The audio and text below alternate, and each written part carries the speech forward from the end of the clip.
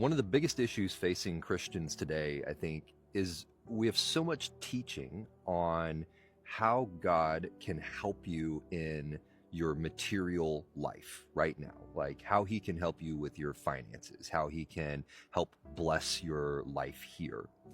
And we don't spend nearly enough time allowing Scripture to give us a broader perspective of the reality that we actually live in. I mean, you have to stop and think about this. You know, we all grow up in this material reality where kind of our sense of what's real is what we can see, smell, taste, touch, feel, right? And we know by prayer and, by these kind of moments of interacting or touching things where, God seems to move in our life, we have an awareness of the spiritual through those things.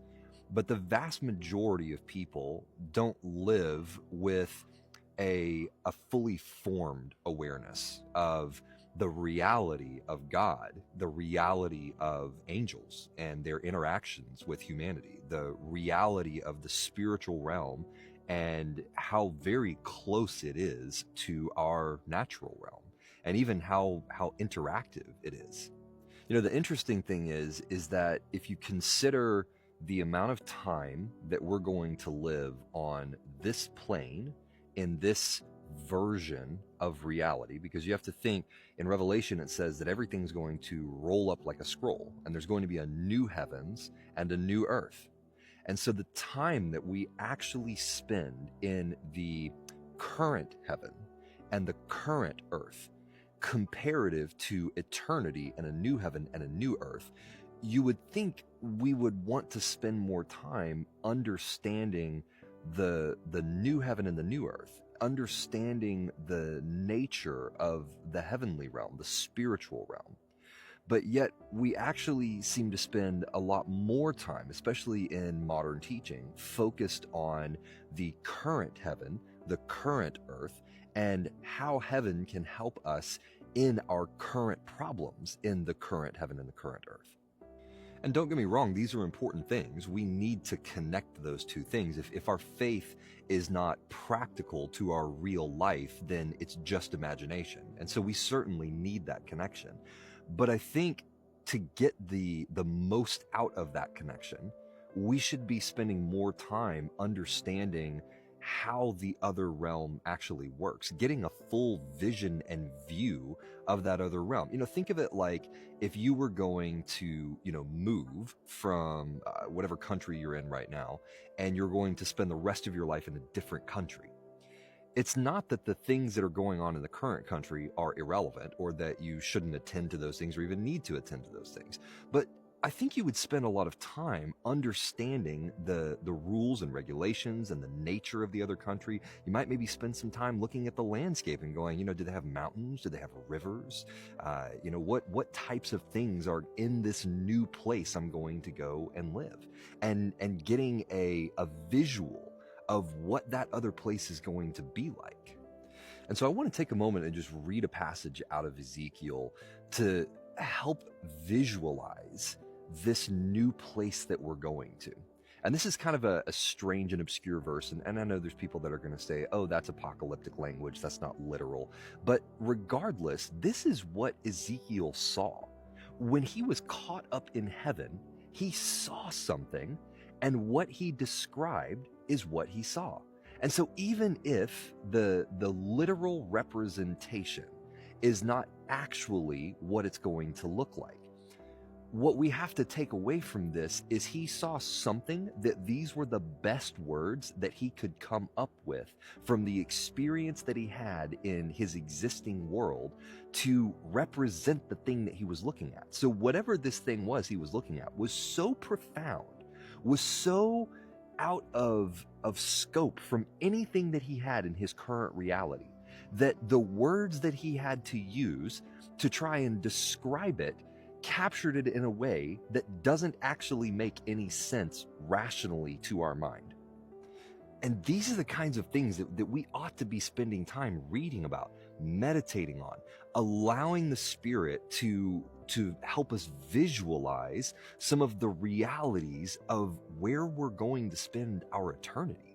because it's not going to be here in this current format. Now, we will be here, new earth. So we're not going to be caught up in the clouds, just floating around in disembodied spirits, right? No, the new heaven and the new earth is where we will be, but it's new. That's the important part. It will be new. It will be different. There will be things that we will interact with, creatures that we will interact with that we don't see in this present age, in this present realm.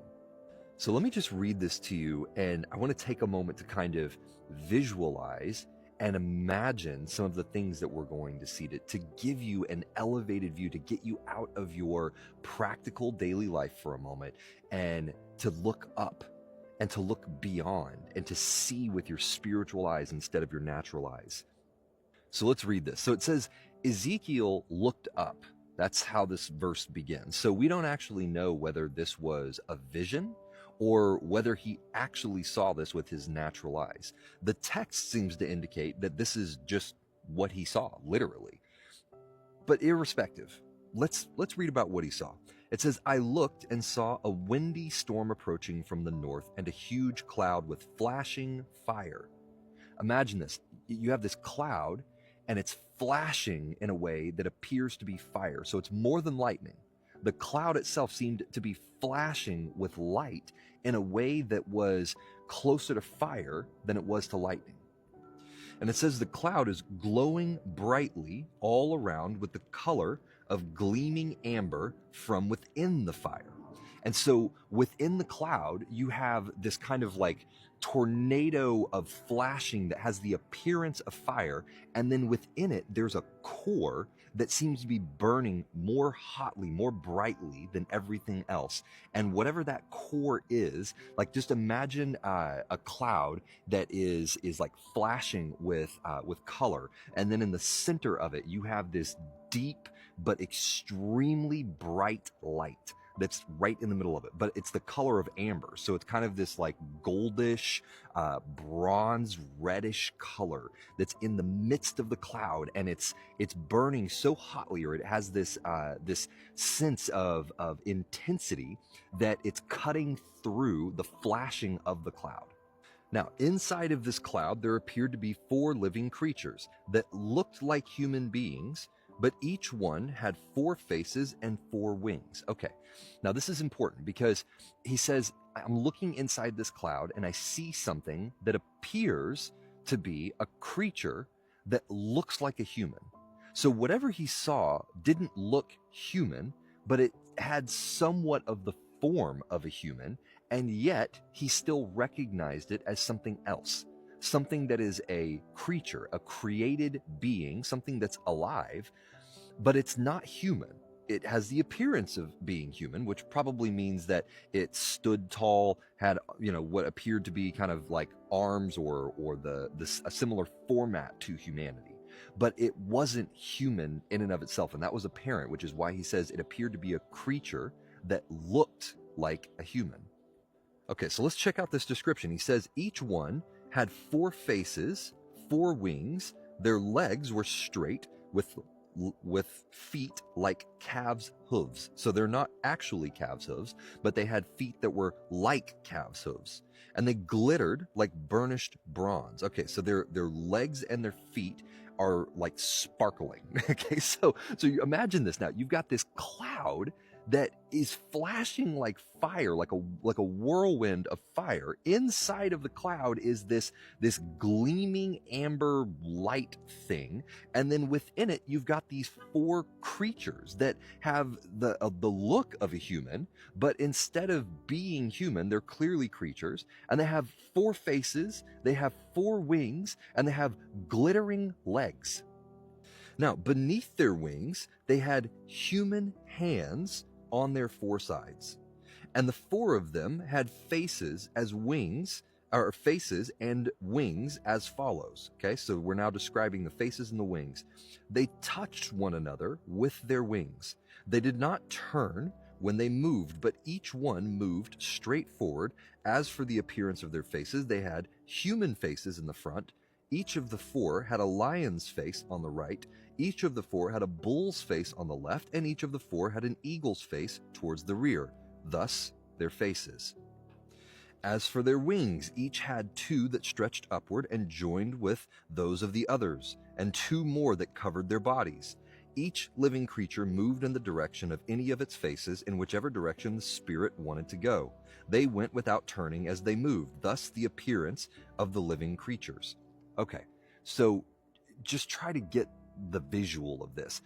Imagine this like a pillar, probably be the easiest way to kind of describe it. So imagine a pillar, and on this pillar, you have an arm coming off of each one of the pillars, and you have wings coming off of each one of the pillars, and you have a face on all four sides of this pillar. And each of the faces are different. One is a human face, one is a lion face, one is I can't remember what the other face was. A bull's face, and then the one on the back is an eagle's face.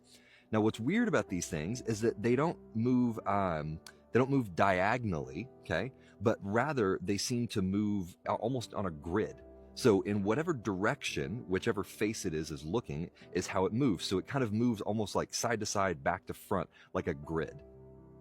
And strangely, it says that all of their movement is dictated by the Spirit. So there's a spirit that kind of dictates where they go, but they don't turn. That, I think, is the strangest part. When you kind of visualize this, you imagine it as anytime it moves in a direction, it never rotates, it never turns. It's just whatever direction the face wants to go is the direction that it goes. Okay, but this thing gets even stranger. Shh.